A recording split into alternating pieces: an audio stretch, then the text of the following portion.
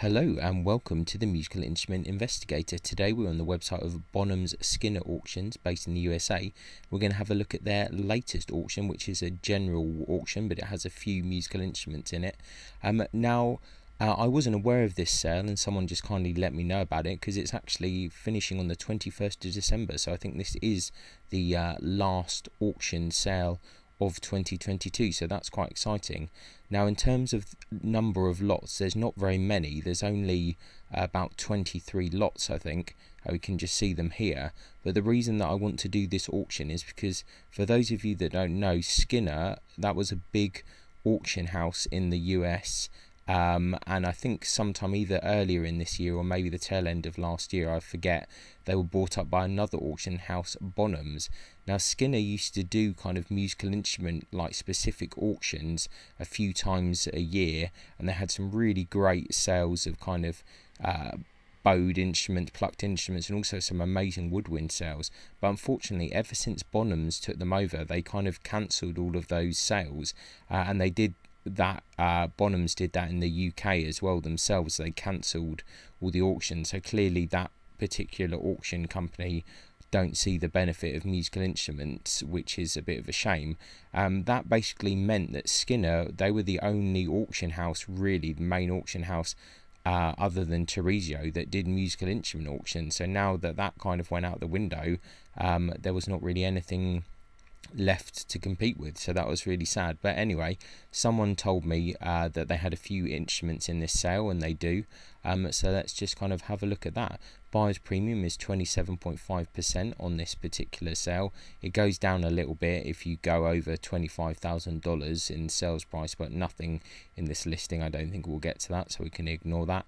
As I said, this is a US based auction, so check out the terms and conditions, shipping, all of that stuff, any CITES restrictions. And like I said, we wouldn't normally cover this auction because it is a bit small, but this is a bit reminiscing back to the kind of the good Skinner days. And I mean, maybe let's hope, fingers crossed, that they start doing more auctions again, because there were some really great, interesting American violins sometimes in these sales. So anyway, we have a German violin here, unlabeled, in a case with an unmarked bow.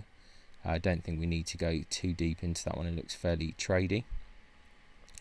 Let's see, we've got another German violin here, labelled as Stratovarius reproduction. Once again, looks like a kind of standard trade instrument. They're saying American violin here, labelled Verisi.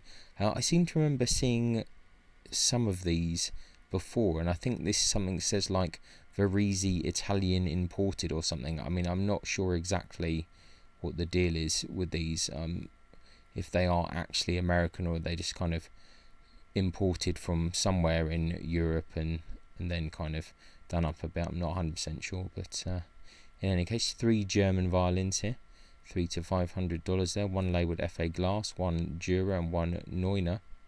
So let's have a see. With an unmarked bow.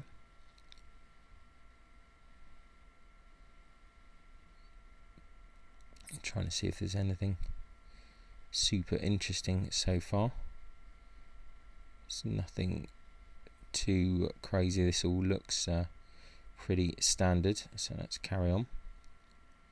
Another German violin here, labelled Henri Farney C. Paris, with 2 bows, one marked Leon Piquet.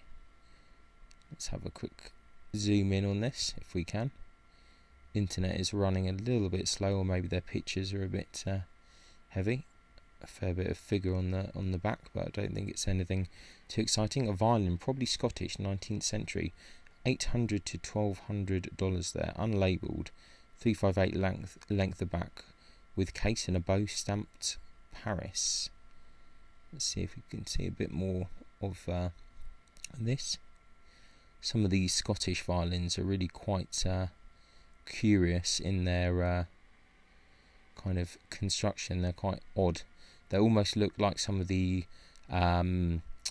interesting violins that come out of certain regions of Italy, say in the kind of Marchi region, where it's a bit more kind of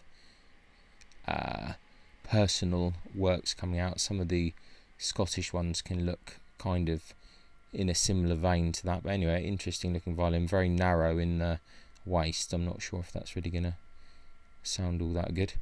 Contemporary violin here, labelled Barbieri Bruno, Mantova, 1980, 357 length of back there. Let's have a look at this one, 1200 to 1600 on that. Interesting corners on that. It's interesting that they've taken like 2 sets of pictures in different lighting. That's kind of curious. French pochette, interesting. Derazy Workshop, 1880-1900, with an open trench bow and a case. Well, that's a really interesting head on that pochette. $800 to $1,200. That seems a little bit optimistic, but I'm sure there's people that do collect these. Another German violin here, 1,000 to 1,500 there.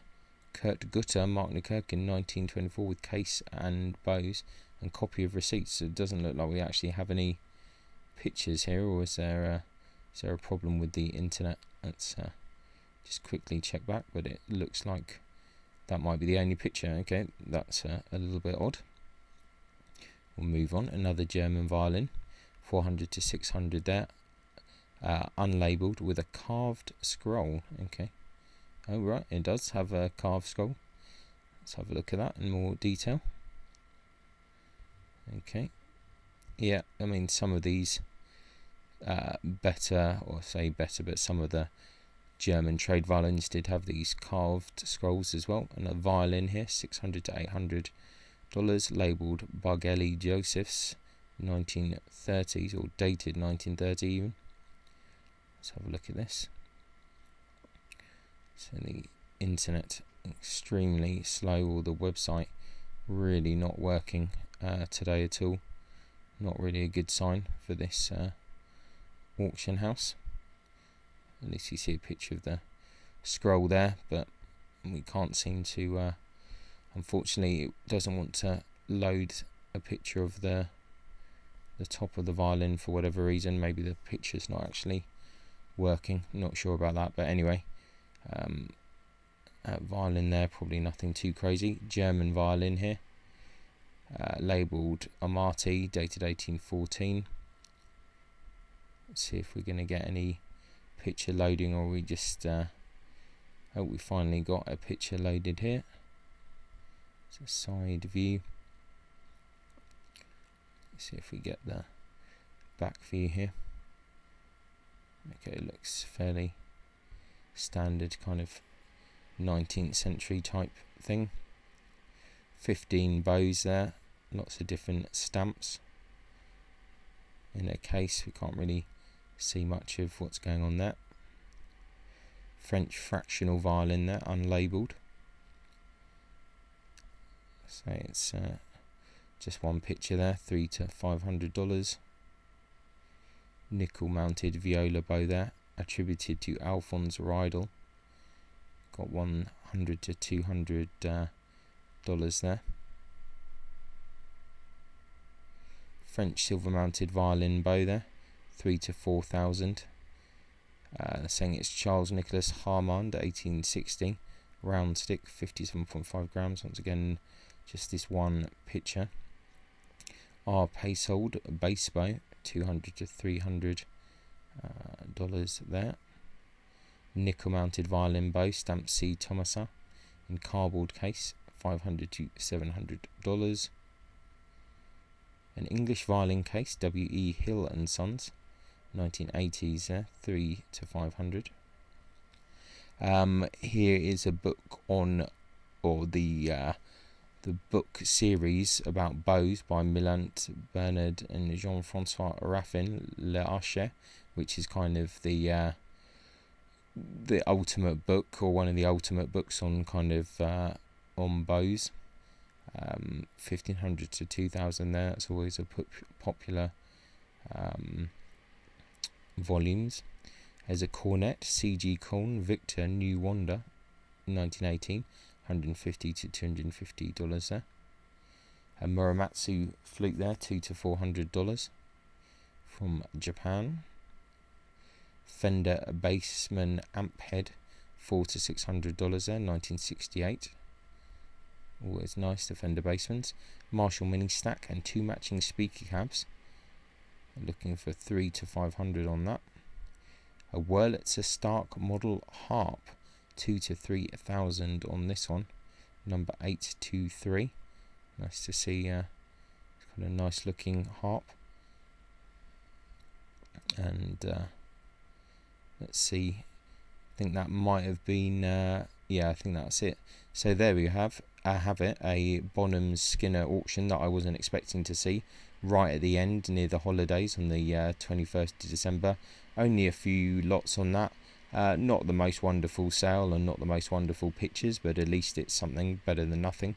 Let's hope in the future potentially that Skinners in the States, overseen by Bonhams, actually start doing musical instrument auctions again, but we'll have to wait and see for that, I guess. So anyway, the link will be in the description as always.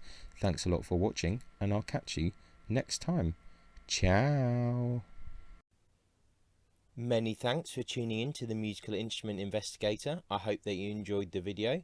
If you did, then please like, subscribe and turn on notifications, and watch out for the next video coming soon.